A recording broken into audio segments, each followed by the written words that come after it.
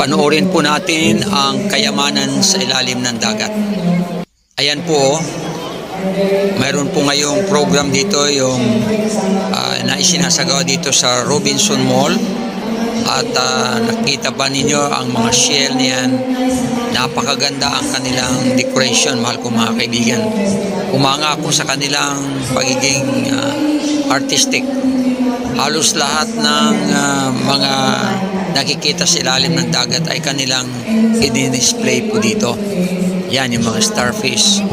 So, talagang nagpapakita ito na talagang mahal na mahal nila ang environment.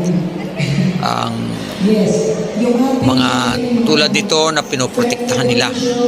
Kaya may programa sila ngayon dito sa Puerto Princesa, dito sa Robinson Mall.